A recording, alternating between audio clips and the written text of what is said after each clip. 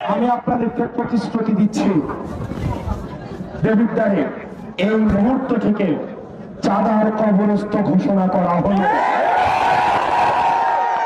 প্রিয় দেবিদ্বারের ব্যবসায়ীরা, প্রিয় দেবিদ্বারের ব্যবসায়ীরা, প্রিয় দেবিদ্বারের ব্যবসায়ীরা, প্রিয় সিএনজি স্টেশনের ভাইয়েরা, পেশাজীবী শ্রমজীবী ভাইয়েরা, প্রিয় হোটেল মালিকরা, যারা দেবিদ্বারে ব্যবসা করবেন সর্ব জায়গায়, সরকারি যে ধরনের ফি আপনাদের রয়েছে, সরকারি যে আপনাদের নিয়ম মেনে ব্যবসা করার কথা, আপনাদের রেজিস্ট্রেশন, ট্যাক্স ফাইল, এইসব বিষয়ে ব্যতীত দেবিদ্বারের কোনো ব্যক্তিকে এক পয়সাও আপনাকে চাঁদা দিতে হবে না। যদি কেউ চাঁদার জন্য আসে, তাকে বেঁধে রেখে আপনারা পুলিশকে খবর দিবেন। দেবিদ্বারের আইন শৃঙ্খলা বাহিনীকে এই মুহূর্ত থেকে আমি সচেষ্ট করে দিয়ে যাচ্ছি, দেবিদ্বারে যারা চাকরি করতে আসবে তাদেরকে এটা মেনেই চাকরি করতে আসতে হবে। সরকারের যেই বেতন ভাতা, সরকারের যেই সুবিধা আপনাদেরকে দেওয়া হয়, আপনারা আমাদের ভাই, আপনারা বাংলাদেশটা পরিবর্তন করতে চান। আমার সরকারি চাকরিজীবী ভাইয়েরা, আমরা বিশ্বাস করতে চাই আপনারা ঘুষের সাথে জড়িত না, কম্প্রোমাইজের সাথে জড়িত না।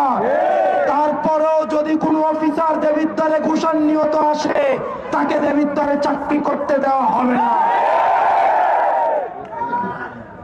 প্রিয় দেবিদ্বারের মাদকের সাথে আপনারা জড়িত আছেন যারা,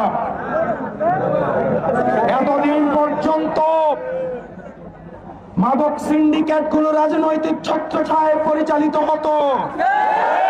মাদকের একটা অংশ নেতার বাসায় পাঠাতে হতো।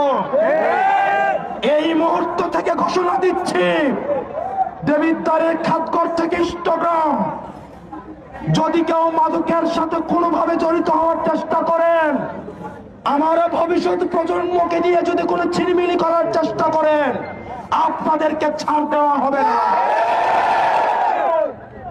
মাদকের সাথে যারা জড়িত, টেন্ডারবাজির সাথে যারা জড়িত, মাটি কাটার সাথে যারা জড়িত, আর যদি সরকারি